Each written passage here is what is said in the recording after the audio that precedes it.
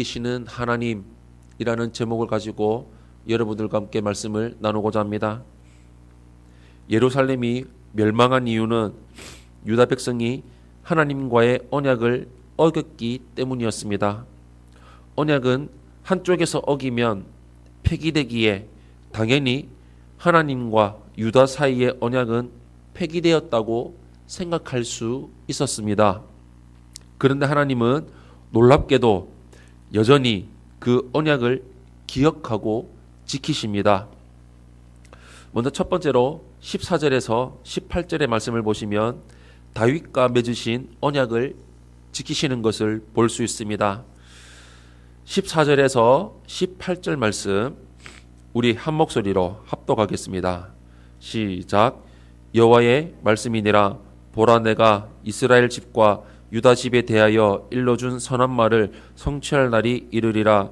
그날 그때에 내가 다윗에게서 한 공의로운 가지가 나게 하리니 그가 이 땅에 정의와 공의를 실행할 것이라.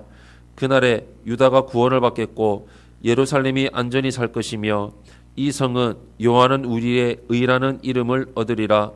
여호와께서 이와 같이 말씀하시니라. 이스라엘 집의 왕위에 앉을 사람이 다윗에게 영원히 끊어지지 아니할 것이며 내 앞에 번제를 드리며 소제를 사르며 항상 다른 제사를 항상 드릴 레위 사람 제사장들도 끊어지지 아니하리라 하시니라. 아멘. 하나님은 다윗에게 왕조가 영원할 것이라고 약속하셨습니다. 그러나 유다의 왕조는 시드기야 여호와의 공이라는 뜻을 이름을 지닌 왕으로 끝나고 마는데 아이러니하게도 그에게서는 공의를 전혀 찾아볼 수가 없었습니다. 그런데 하나님은 다윗에게서 한 공의로운 가지가 나게 하겠다라고 하시며 예루살렘은 여호와는 우리의 의라 불릴 것이라고 하십니다. 또한 하나님은 다윗의 왕조가 끊이지 않고 왕뿐 아니라 제사장 역시 끊어지지 않게 하신다고 약속하십니다. 이름만 하나님의 공의일 뿐 하나님 앞에 전혀 의롭지 않았던 왕은 제거하시고 그 자리에 직접 하나님이 공의의 왕을 세우실 것입니다.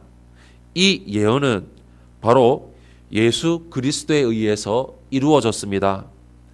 하나님의 말씀은 반드시 이루어지는 것을 기억하시며 나아가시기를 바랍니다. 두 번째로 19절에서 22절의 말씀을 보시면 창조의 언약과 같은 신실함으로 언약을 지키시는 하나님을 볼 수 있습니다. 19절에서 22절 말씀 우리 한 목소리로 합독하겠습니다. 시작. 여호와의 말씀이 예레미야에게 임하니라.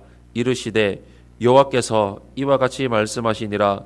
너희가 능히 낮에 대한 나의 언약과 밤에 대한 나의 언약을 깨뜨려 주야로 그때를 잃게 할 수 있을진데 내 종 다윗에게 세운 나의 언약도 깨뜨려 그에게 그의 자리에 앉아 다스릴 아들이 없게 할 수 있겠으며 내가 나를 섬기는 레위인 제사장에게 세운 언약도 파할 수 있으리라. 하늘의 만상은 셀 수 없으며 바다의 모래는 측량할 수 없나니 내가 그와 같이 내 종 다윗의 자손과 나를 섬기는 레위인을 번성하게 하리라 하시니라. 아멘. 바벨론의 침공으로 예루살렘이 파괴된 이후로 실제로 다윗의 후손이 왕이 된 적은 없습니다. 하지만 하나님은 여전히 다윗과 맺으신 언약을 지키겠다고 말씀하십니다. 하나님은 천지 만물을 창조하셔서 해, 달, 별이 그 법칙에 따라 움직이게 하셨는데 이는 하나님이 천체와 맺은 언약입니다.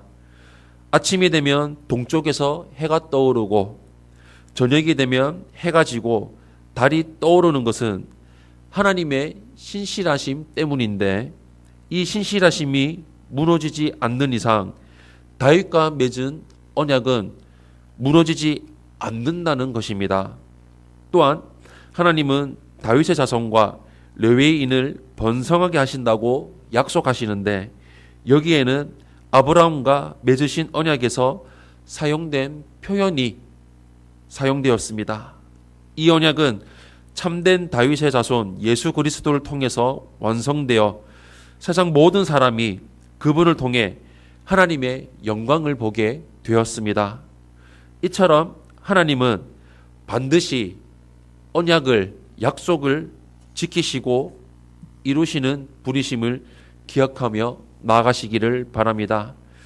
마지막 세 번째로 23절에서 26절의 말씀을 보시면 이들은 내 백성, 내 종이라고 말씀하신 하나님의 언약을 우리는 볼 수 있습니다. 23절에서 26절 말씀 우리 한 목소리로 합독하겠습니다. 시작. 여호와의 말씀이 예레미야에게 임하니라. 이르시되 이 백성이 말하기를 여호와께서 자기가 택하신 그들 중에 두 가게를 버리셨다 한 것을 내가 생각하지 아니하느냐. 그들이 내 백성을 멸시하여 자기들 앞에서 나라로 인정하지 아니하도다. 여호와께서 이와 같이 말씀하시니라. 내가 주야와 맺은 언약이 없다든지 천지의 법칙을 내가 정하지 아니하였다면 야곱과 내 종 다윗의 자손을 버리고 다시는 다윗의 자손 중에서 아브라함과 이삭과 야곱의 자손을 다스릴 자를 택하지 아니하리라. 내가 그 포로된 자를 돌아오게 하고 그를 불쌍히 여기리라. 아멘. 나는 너희의 하나님, 너희는 나의 백성이라는 선언은 언약의 전형적인 문구입니다. 하나님은 이스라엘과 유다를 내 백성이라 칭하시면서 언약이 폐기되지 않았음을 선언하십니다. 주변 나라들은 여호와께서 북이스라엘 왕조와 남유다 왕조를 버렸다고 말하며 그들을 멸시했습니다. 그러나 하나님은 반드시 다윗의 왕조를 회복시키고 바벨론 포로된 자들을 돌아오게 하시겠다고 선포하십니다. 누가 보아도 망해버린 나라임에도 불구하고 하나님은 자기 백성 이스라엘을 부끄러워하지 않으시고 그들과 맺은 언약을 폐기하지도 않으십니다. 세상을 살면서 실수하고 어리석은 선택을 해서 어려워질 때도 있고 죽고 싶을 만큼 힘든 시기를 만나는 경우도 있습니다. 그럴 때 하나님은 결코 우리를 포기하지 않으신다는 것을, 그리고 우리를 지키신다는 그 약속을, 그 사실을 믿어야 합니다. 하나님은 우리를 절대로 버리지 않으십니다. 사랑하는 성도 여러분, 내일 아침에 해가 동쪽에서 떠오른다는 사실을 의심하지 않는다면 우리가 어떠한 어려움에 있다고 해도 하나님이 반드시 지키시고 회복시키신다는 사실을 믿을 수가 있습니다.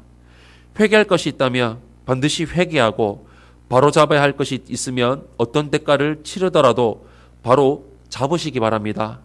하나님께 자비를 구하면 용서해 주시고 회복시켜 주실 것입니다.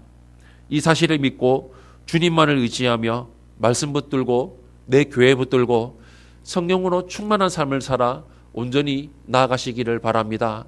이런 삶이 우리 삶 가운데 늘 충만하시기를 예수님 이름으로 축원합니다.